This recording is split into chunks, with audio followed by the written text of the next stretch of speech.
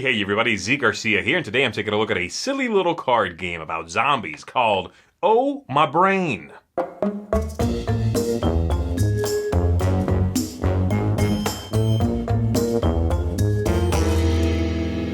You're out camping, roasting some marshmallows, and all of a sudden all the animals in the forest are coming after you for your tasty brains. They've all become zombies. Don't you hate when that happens? This game, that's going to be happening to you and your friends, and you are trying to get rid of all of these zombie creatures. You are emptying your hand of cards and trying to preserve your brains, your little brain tokens, while the other players run out of them.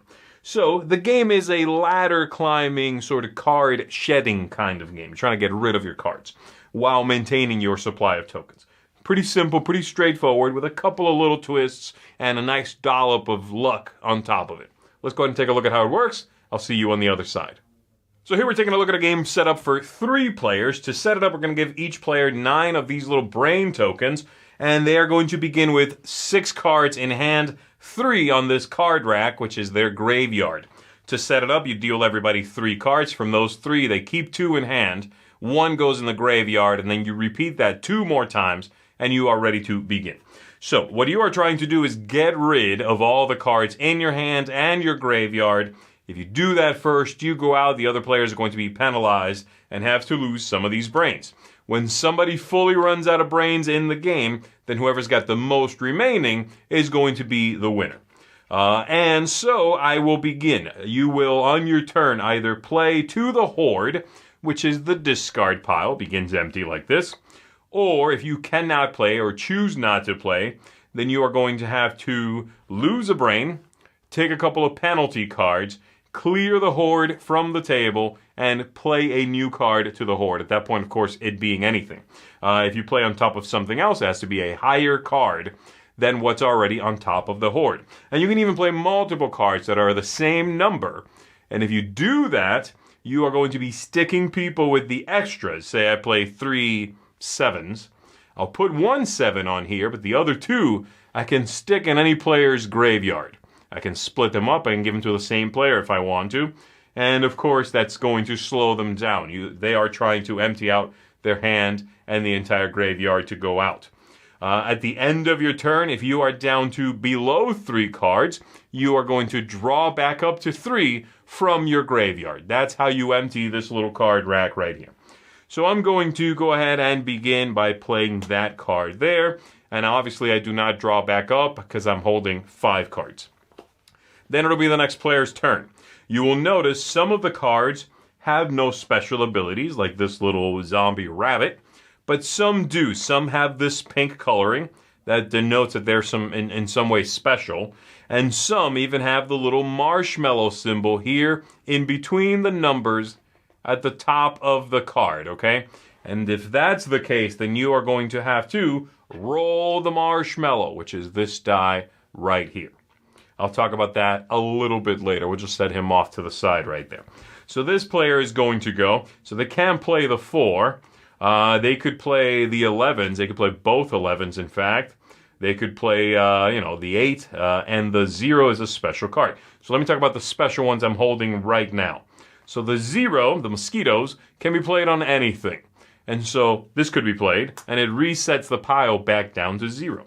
If you play the 8, then the next player has to play lower than an 8 instead of the usual rule, which is higher than.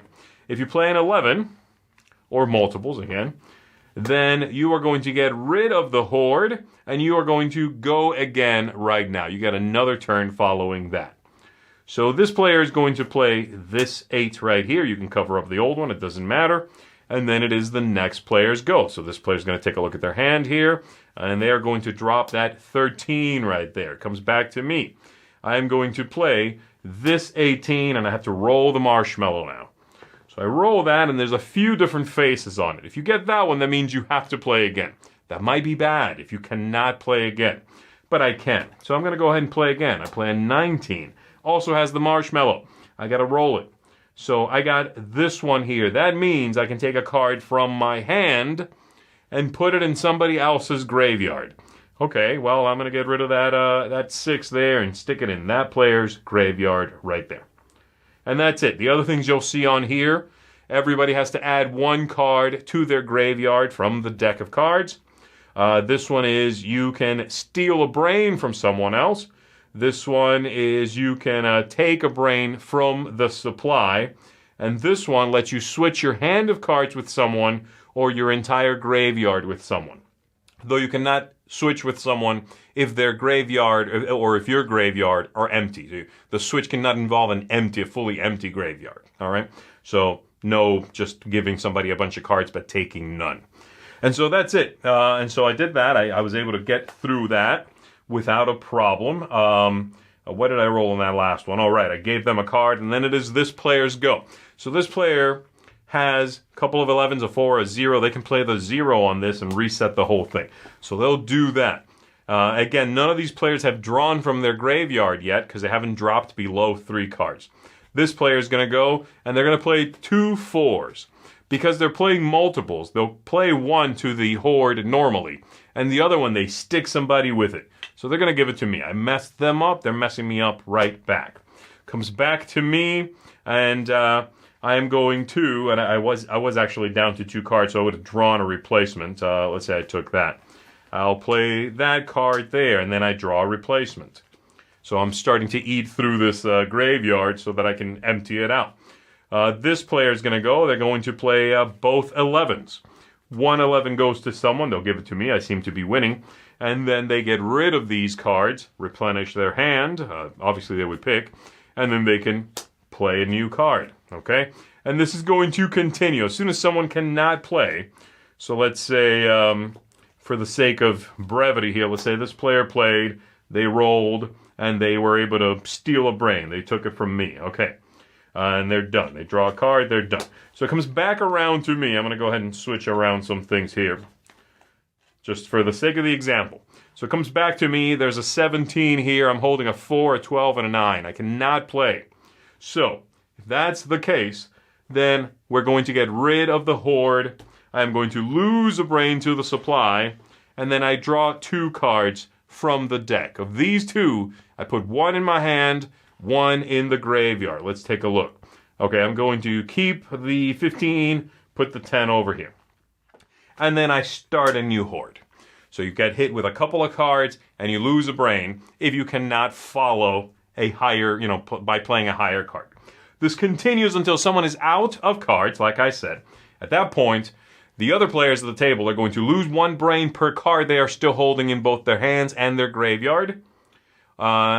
Or the game will also be over if just in the middle of a round, someone loses their last brain, okay? If after someone goes out and people are penalized, everybody still has some brains, we shuffle up and start again, just like I showed you at the setup.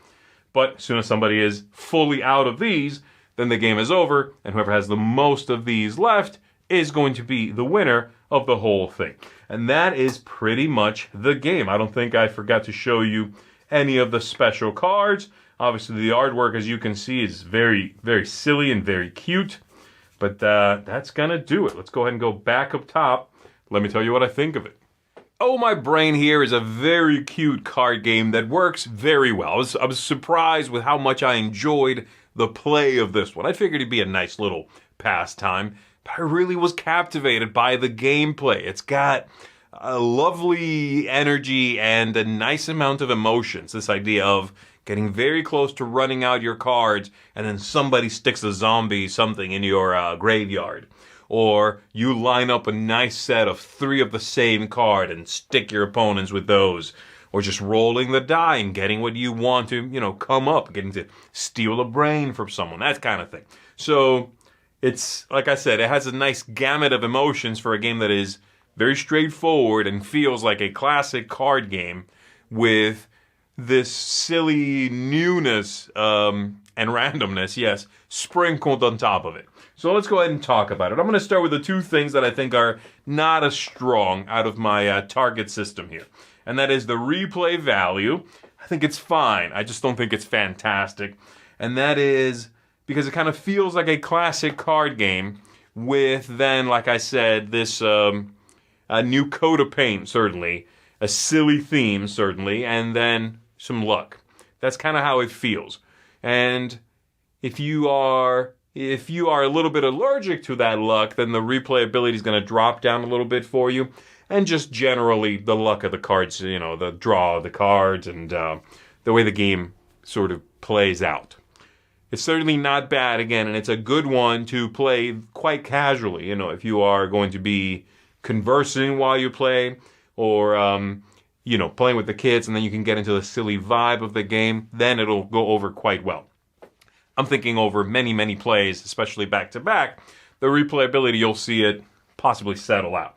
And then the other thing, tactics, luck, strategy. Of course, very lucky game.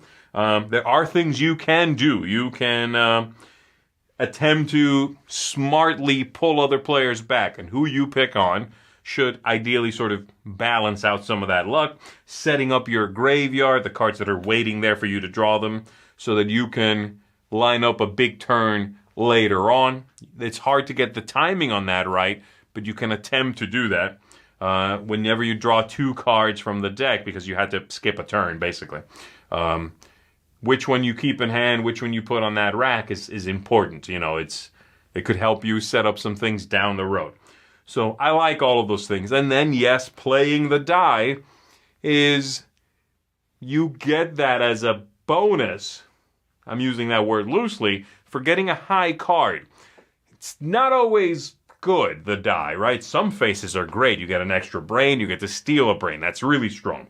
But then having to play again is often the trap. Because usually that card you just played that lets you roll the marshmallow, it's quite a high card, and you might not have a higher one. So you sort of risk it on that one. I play an 18, roll the die. If I have to play again, I might be out of luck. So I enjoy that, the way that feels. Again, it's just the emotional roller coaster is not very affecting, but it's silly and bumbling, and along the way you're going to laugh, and you're going to, curse your opponents, and all of these things. I enjoy the way that comes out. Now, going back to the top, the theme and the setting, these cute zombies, the idea of you, roasting marshmallows and running away from zombie critters in the jungle. Very cute, very silly, works quite well. The aesthetics are gorgeous. I love the color palette that they're going with here. I think the die is nice. It's a wooden die. I like my dice a little bit heavier, but this is fine. The tokens for the brains are fine. Card racks are nice. I like these. And then the card quality is pretty good.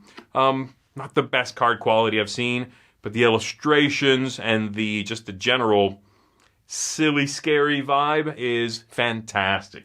This game, if you allow it to set the sort of, set its own mood, is really going to pay dividends on that artwork and the silly zombie vibe. The game arc, lots of fun reversals of fortune, lots of ups and downs, enjoyable. Again, it kind of feels like a classic ladder climbing game that was a jumping on point, and then they added few fun cards and a few fun effects in the die. So that's neat. And I also really like just play length and sort of the way that the system will mill you for the little brain tokens every time you cannot play or choose not to play. It'll slowly take these away from you. You have to figure out, right, you got to try to go out so the other players get penalized with a bunch of cards in their hand. But just trying to push someone who is sort of running out of those brains, push them to skip, to jump, I should say. They'll play, but to force them to not be able to play on what you left, that could be a way for you to end the game. And once they're out, if you've got the most brains, you're golden, right? That's your game then. You've won. That's neat. I like the way that the game arc plays out. Usually you'll play maybe a couple of hands, maybe 3 hands. But sometimes it could happen where you just keep taking people's brains away, or they keep giving them up one at a time, and the game's over, They say on the box 15 minutes. I think they're a little longer than that. You might be looking at 25, but still very quick. Very sharp game, And then ease of play is the last thing. The game is certainly very easy to play. Like I showed you, I basically taught you everything. There's Not a lot else to figure out here. The special cards, I think there are 3, the 0, the 11, and the 8. And then the die, 6 different faces, pretty simple to figure out. That's it. Now you have to remember to draw back up to 3 cards, and some players did forget to do that, several times as I played. But that's pretty much that. This is a fun game. It's also very, it's the kind of game that just does not seem or feel or come across as being an important game or full of itself in any way. The game does not feel like it has any pride, and I respect that about it. It's silly. It knows it's silly. It's ridiculous. You need to know that going in also. But if you're cool with that and you like card games, then I think this is going to work out for you as well. I could totally see this coming out when I want to play something that doesn't feel pretentious whatsoever, and I just want to have a couple of laughs, without it being a straight-up party game. So there you go. I am going to give Oh My Brain an 8 out of 10. I think this is one I can definitely recommend for the family. If you're looking for something that is, again, doesn't have any ostentatious feelings at all. It's silly, it knows it, and you want to play with that, okay? So there you go. 8 out of 10 for me. That is a seal of approval, everybody. Check it out if you want to send some zombies after your friends and play some cards. My name is Zee Garcia. Thanks very much. I'll see you on the next one.